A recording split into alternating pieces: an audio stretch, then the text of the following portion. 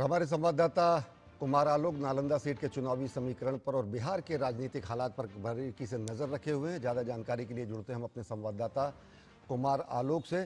कुमार आलोक, अगर देखें तो नालंदा की अगर बात करें, पूरे बिहार की तो बात हम करेंगे ही, लेकिन नालंदा में कहीं ना कहीं साख और विकास दोनों दांव पर लगे हैं। जनता दल यूनाइटेड का गढ़ माना जाता है। पिछली बार के अगर विधानसभा चुनाव में देखें तो सबसे ज़्यादा सीटें यहीं पर उनको हासिल हुई।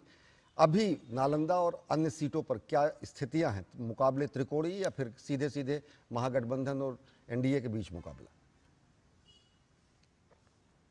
देखिए, अगर हम नालंदा की बात करें तो नालंदा शुरू से ही नीतीश कुमार का गढ़ रहा है और नीतीश कुमार जिसे चाहते हैं वही संसद में पहुंचता है और नीतीश कुमार जिसे चाहते हैं वही विधानसभा में ही पहुंचता है। आप देख सकते हैं कि कौशलेंद्र कुमार वहां से 4 बार सांसद लगातार रह चुके हैं जदयू के।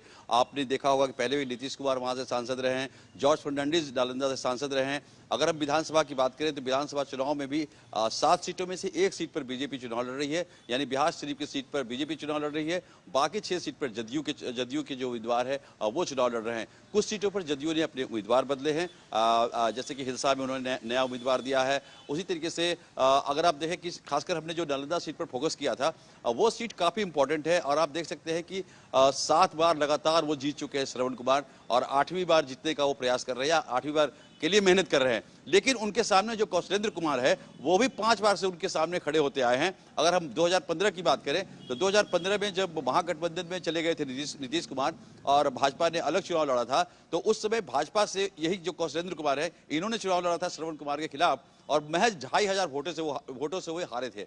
पिछले चुनाव की अगर हम बात करें तो कौशलेंद्र कुमार को कांग्रेस ने टिकट नहीं दिया, निर्दलीय वो खड़े हुए। कांग्रेस टिकट दिया ज्ञानेंद्र पटेल को दिया और पटेल को 16,000 वोट आया और निर्दलीय लड़े कौशलेंद्र कुमार, इनको 50,000 वोट आया। तो कह सकते हैं कि इस बार मुकाबला काफी रोचक है और काफी कड़ा मुकाबला है। लेकिन श्रवण कुमार हैं। आप देख सकते हैं कि जिस जीविका की चर्चा की जा रही है पूरे बिहार में और पूरे इंडिया में उसकी चर्चा हो रही है, उसके सूत्रधार श्रवण कुमार है। यानी उनका मंत्रालय ग्रामीण विकास मंत्रालय है और ग्रामीण विकास मंत्रालय वो कई सालों से देख रहे हैं। तो जीविका दीदी पर उनको सबसे ज्यादा भरोसा है। हमने जब उनसे बातचीत की तो महिलाएं वैसे भी एनडीए की कोर वोटर रही है और जीविका दीदी को जो एक नया उन्होंने स्वरूप दिया, एक आंदोलन का रूप दिया और जिस तरीके से प्रधानमंत्री ने जीविका दीदी के खातों में 10-10 हजार रुपया आत्मनिर्भर बनने के लिए यानी छोटे छोटे उद्योग लगाने के लिए डाला है, तो ये श्रवण कुमार कह रहे हैं ये एक बहुत बड़ा गेम चेंजर है। और इसके अलावा उनके द्वारा जो विकास कार्य किए गए हैं, छोटे छोटे जो शहर है उसको उन्होंने प्रखंड बनाया है, अनुमंडल बनाया है जिससे कि वहां विकास की गति तेज हो सके। तो नालंदा की लड़ाई अब कह सकते हैं कि वहां पर निश्चित रूप से पलड़ा भारी है एनडीए का। जी आलोक, एक चीज और जानना चाहेंगे, अगर नालंदा की बात करें तो कहीं ना कहीं वहाँ पर चाहे नालंदा विश्वविद्यालय के विस्तार की बात हो या फिर वहाँ पर सड़कों, बिजली और अन्य स्वास्थ्य सुविधाओं में सुधार की बात हो, सलेमपुर राजगीर 4 लेन का हाईवे वहाँ पर हाल ही में अभी उसको लोकार्पण किया गया, बहुत सारी ऐसी विकास परियोजनाएं हैं।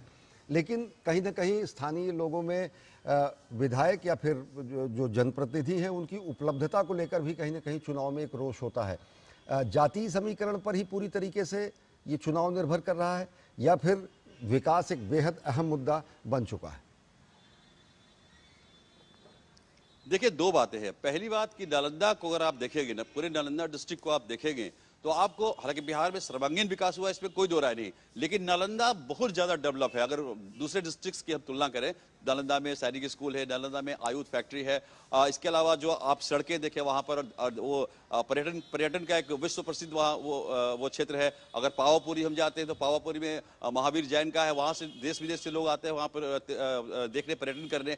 और दूसरा जो सबसे बड़ी चीज है, विकास की बात तो हमने की, लेकिन नालंदा का मतलब नीतीश कुमार और नीतीश का मतलब नालंदा है। यानी नीतीश कुमार किसी भी अपना प्रतिनिधि घोषित करते हैं, चाहे वो संसद में हो चाहे वो विधानसभा में हो, लोग आंख मूंद कर नीतीश कुमार पर भरोसा करते हैं। और इसमें इस विषय में जाति और बिरादरी नालंदा की जनता नहीं देखती, ये हमने बहुत नजदीक से देखा है। तो नीतीश कुमार ने जिन प्रतिनिधियों को वो उन्होंने अपना उम्मीदवार बनाया है और भारतीय जनता पार्टी की एक सीट है जो परंपरागत रही है बीजेपी की सीट है बिहार शरीफ, तो हमेशा से क्लीन स्वीप करती आई है। पिछली बार जो था हिल्सा की जो सीट थी उसमें काफी टफ मुकाबला हुआ था और 22 वोट से शक्ति यादव जो थे आरजेडी के वो हार गए थे।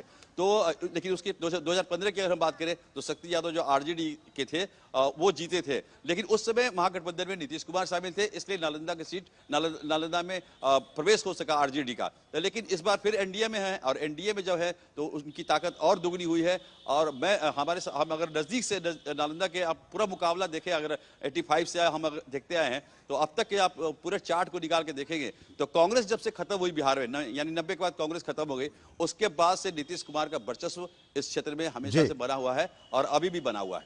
और बेहद दिलचस्प मुकाबला और सबसे करीबी टक्कर हिल्सा सीट पर थी, जहां पर आप बता रहे हैं कि केवल 12 या फिर 22 के मार्जिन से ही चुनाव हुआ था।